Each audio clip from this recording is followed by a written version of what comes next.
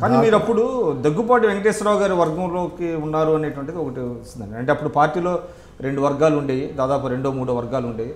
ఒకటి చంద్రబాబు గారి వర్గం, ఒకటి దగ్గుబాటి గారి వర్గం అనేది. అంటే మీ జిల్లా పార్టీ రాజకీయాల్లో కూడా దానివల్ల మీరు దగ్గుబాటి గారి వర్గానికి వెళ్ళారా, లేకపోతే అసలు ఏంటి పరిస్థితి?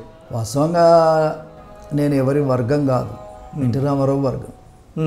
నేను మొదటి నుంచి కూడా ఎన్టీఆర్ దగ్గరనే ఎక్కువ సమయం గడిపి ఆయన అభిమానాన్ని పొందే ప్రయత్నం నేను చేసేవాడిని, ఆయన ప్రేమను పొందే ప్రయత్నం నేను చేసేవాడిని. ఆయన కూడా నన్ను అట్లనే గౌరవించేవాడు. ఉదాహరణకి నా మ్యారేజ్ 85లో మ్యారేజ్ అయింది. నేను అన్నగారు మ్యారేజ్ చేసుకోవాలనుకుంటున్నా అంటే డేట్ పెట్టుకున్నావా అన్నాడు. పెట్టలేదు అన్నగారు, మీరు పెడితే తప్ప నేను పెట్టుకోనని చెప్పాను.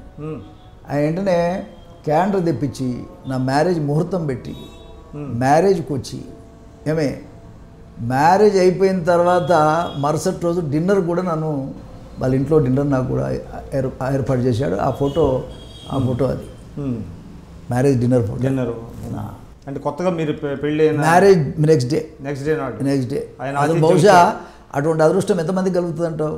అందులో నేను ఒక దళితుణ్ణి. రెండోది ఎన్టీ రామారావు గారికి పెద్ద మెజారిటీతో 85లో వారు గెలిచారు. అసలు తీరిక లేని సమయం. ఆ సమయంలో కూడా నా మ్యారేజ్ ముహూర్తం పెట్టి నా మ్యారేజ్కి వచ్చి మరుసటి రోజు నాకు డిన్నర్ ఇచ్చాడంటే ఆయన ఎటువంటి వ్యక్తో, ఎటువంటి ఆలోచనాపరుడో దీన్ని బట్టి మనం అర్థం చేసుకోవచ్చు. దళితులన్నా పేదవాళ్ళన్నా ఎంతో ప్రేమించి గౌరవించినటువంటి మహనీయుడు ఎన్టీ రామారావు.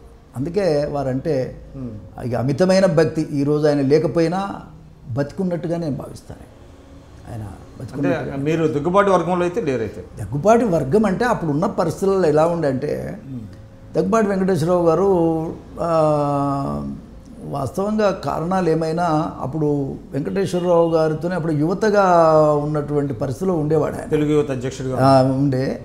దాన్ని దృష్టిలో పెట్టుకొని కూడా మేము కొద్దిగా చనువుగా మాత్రం వెంకటేశ్వరరావు గారితోనే ఉన్నాం, దగ్గుబాటి వెంకటేశ్వరరావు గారితోనే ఉన్నాం. ఉండటం అంటే ఎన్టీఆర్తోనే ఉండేవాళ్ళం, కానీ వెంకటేశ్వరరావు గారి దగ్గర పోతూ వస్తూ ఎక్కువ చనువుగా ఉండేది ఆ కాలం. దానివల్ల మీకు కొంత నష్టం జరిగింది అంటారా? మీకేమన్నా ఇక లాభ నష్టాల విషయానికి వస్తే జీవితంలో రోజు స్ట్రగులే కదా సార్. నేను ఎమ్మెల్యే సుఖపడ్డది ఏం లేదు, 85లో గెలిచాం, 89లో నాకు టికెటే రాలేదు కదా. అది ఏంటి, అదే దాని దగ్గరికి వస్తున్నా.